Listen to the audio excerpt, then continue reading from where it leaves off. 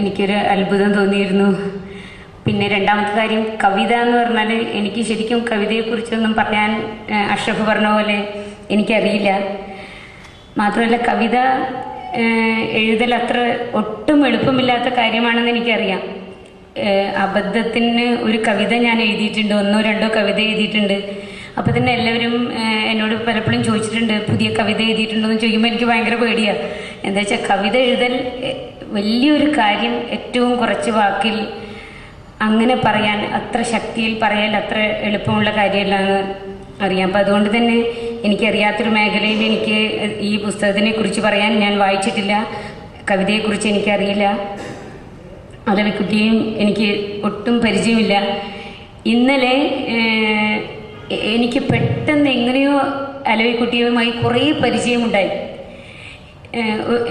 ഇന്നലെ ഞങ്ങൾ നടത്താൻ വിചാരിക്കുന്നൊരു പരിപാടിയിലേക്ക് ഞങ്ങൾ കുറച്ച് കവിത വേണം, കവിതയെക്കുറിച്ച് കുറച്ച് നല്ല കവിതകൾ, അമ്മമാരെ കുറിച്ചുള്ള കവിതകൾ വേണമെന്ന് പറഞ്ഞപ്പോൾ ഇന്നലെയോ മിനിയാന്നോ അലവിക്കുട്ടി ഒറ്റ കവിത എനിക്ക് ഫോണിൽ കൂടെ ചൊല്ലിത്തന്നു.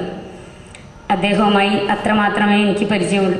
ആ കവിത കേട്ടപ്പോൾ എനിക്ക് അൻവർ ഇതിൻ്റെ തുടക്കത്തിൽ പറഞ്ഞ പോലെ ഒരുപാട് കാര്യങ്ങൾ എൻ്റെ മനസ്സിലേക്ക് വന്നു.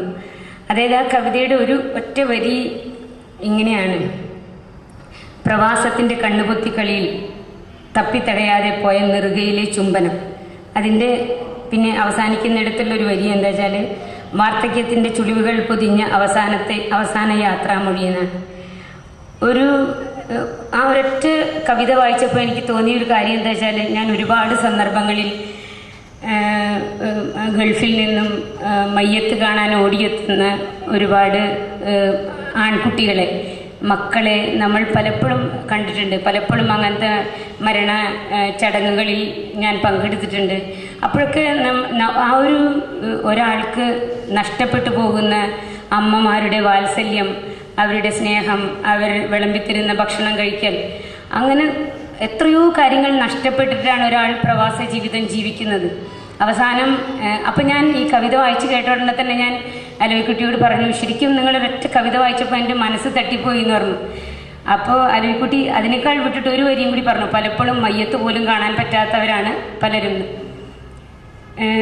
നമ്മൾ ഈ ഒരു പ്രവാസി എത്ര ധൂർത്തമായ ജീവിതം ജീവിക്കുന്നു, നാട്ടിൽ വന്നവർക്ക് നഷ്ടപ്പെട്ടത് എന്തൊക്കെയോ പിടിച്ചെടുക്കാൻ വേണ്ടി എന്തൊക്കെ ധൂർത്ത് കാണിക്കുന്നു. അങ്ങനെയൊക്കെ പരിഹാസത്തോടെയല്ലാതെ പ്രവാസികളെ കുറിച്ച് മറ്റുള്ളവർ പറയുന്നത് നമ്മൾ കേൾക്കാറില്ല. പൊതുവെ ഒരു പ്രവാസികളെ കുറിച്ച് അങ്ങനത്തെ ഒരു പറച്ചിലുണ്ട്.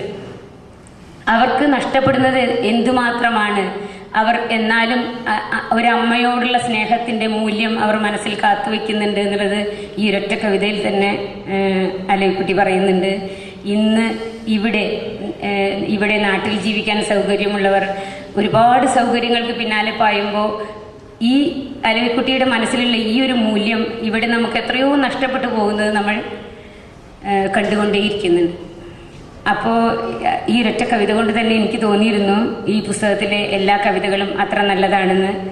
പിന്നെ ഒരു കവി എന്ന് പറഞ്ഞാൽ അത് സമൂഹത്തിൽ ഏറ്റവും ജാഗ്രത പുലർത്തുന്നവരാണെന്ന് എനിക്കറിയാം.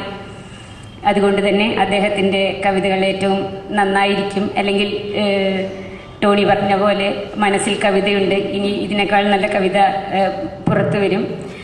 അദ്ദേഹത്തിന് എല്ലാ ആശംസകളും പറഞ്ഞുകൊണ്ട് വാക്കുകൾ അവസാനിക്കും.